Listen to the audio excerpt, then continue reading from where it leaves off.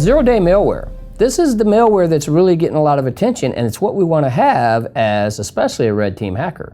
Because if we got zero-day malware, that means the malwares came out and it's released before we have a patch to fix the vulnerability. And attacks and tools of increasing sophistication circumvent advances in protection and defenses. This is where sophisticated malware goes today. But remember, we're on offense. So this is good. We like having malware that nobody can detect because that's our job on offense. Okay? So we develop highly successful exploitation techniques using zero-day. There's a lot of focus in zero-day malware, and from our red team hacking standpoint, we always want to frequent the zero-day malware sites so we get the latest and greatest to use in our attacks. What is it? It's a release of software that leverages a vulnerability previously unknown to the public. The challenge is defined publicly known. Some groups will know it before others, and the example GNU Citizen are full disclosure. That means as soon as they find a vulnerability, they'll release an exploit for it. They don't care if the vendor knows about it or not. The other term we have is responsible disclosure. Most organizations are responsible disclosure. They will notify the actual vendor and to give the vendor a specified amount of time to fix it. Protection from zero-day attacks requires monitoring three main things. So when we do our red teaming, we know malware is going to affect the operating system, the kernel and protected memory, and the application behavior. The problem is, for the monitoring side, good for the hacking side, our red team, is it can exist, malware can, for any one of these areas, so not just one. So this makes it from an attack standpoint to our advantage to use multiple different types of codes or malware to infect if it's part of what's called a scope of work, which we'll cover in the security plan. So which ones does the defense monitor? Can they do it all? No. In complex operating systems, it's just too difficult. Think about all the applications you have running on your machines at home. You ever take a look at the number of applications running on your machine? Think now from a defense standpoint that we got to monitor every one of those applications.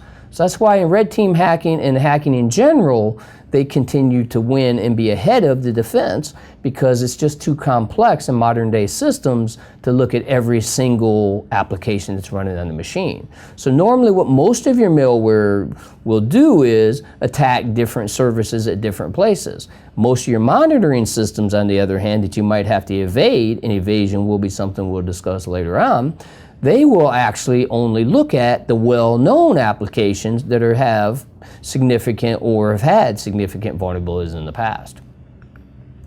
So we talked a little bit about what's a vulnerability scanner mean to a red teamer. Well, unfortunately, vulnerability scanners are limited. Vulnerability scanners are not set up to detect zero-day malware. Vulnerability scanners usually have a database, like your antivirus database, that's based on a signature. So if it has a signature, then it can detect what it's looking for. If it doesn't have a signature, it has a difficult time detecting it. So that's one limitation. Another limitation is a vulnerability scanner doesn't go through a filter. So if I'm doing attacking and different types of attacks, and I know there's a firewall, a router, or a filter in place, most vulnerability scanners aren't going to help me there very much. Okay? They only know what the tool knows.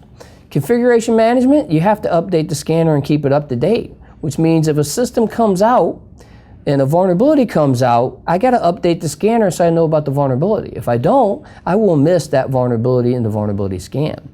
And they test the readiness and they perform a simulated attack. There are some good utility that a vulnerability scanner has, but there are highly specific vulnerabilities. Usually zero-day and new exploits are not part of vulnerability assessment tools.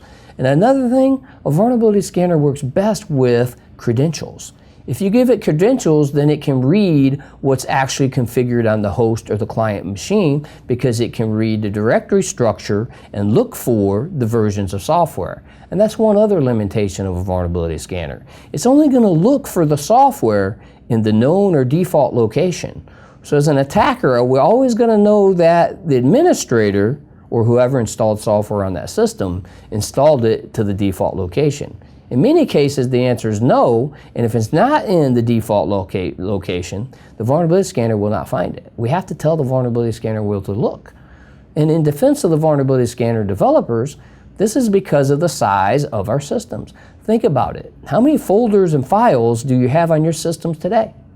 This is the problem with vulnerability scanners. It would have to search through your system continuously and look for every folder and file to find the one that it needs to read a signature for to find out if it's a vulnerable version. And that's just infeasible in most cases. So what is red team hacking? Our sole objective is exploitation. All we want to do as red team hackers is break in. We used to run a red team and we had in 6 years 100% success rate. And the reason we had a success rate is because we always were allowed to break in. Sometimes you'd have to go on site, you'd have to invite yourself on site, say you needed to come on site for a meeting, get physical access to a machine. Sometimes we'd have to do that to break in. By all means, that's a really good defended environment if I have to have physical access to break in. But again, as a red teamer, that's all we're trying to do is exploitation. We want to break into the environment. The main thing about a red team hacking, there's no announcement. There's usually maybe one person who hires you for the client that knows what you're doing. Everybody else has no clue that a red team is actually targeting them. Completely offensive. We use this as part of war games, and a war game being cyber attack. Can we cyber attack you, break in, without you knowing it, without your knowledge? Most systems today have firewalls, they have monitors, they have all these great detection capability. A red teamer, our goal is to try to break in and see if your defenses detect us. And that's part of what we'll consider is called evasion and other types of scopes of work. And in this chapter, in this module, we've covered and defined ethical hacking, compared differences to malicious hackers. Remember, malicious hackers, ethical hackers use the same scope of work. They use the same process and methodology. The one difference is ethical hackers get permission. We identified the hacking mindset. That is the mindset of somebody who's going to break in. I'm going to attack you. My sole goal and purpose in life is to attack you. We reviewed security testing. I talked a little bit about a security testing plan, vulnerability assessment, and how vulnerability assessment tools are limited because they only can grab on a flat network in most cases. They do much better with credentials, and they're not designed to pick up new zero-day vulnerabilities. We explored why ethical hacking is needed. Vulnerability assessment limitations, as we just discussed, is not enough. We identified red team hacking concepts. That is, the sole purpose of red team is to break in, exploitation, getting access without usually anybody knowing we're coming in. The red team does that surprise, right? Surprise attacks. That's what the red team concept is. And this concludes this chapter.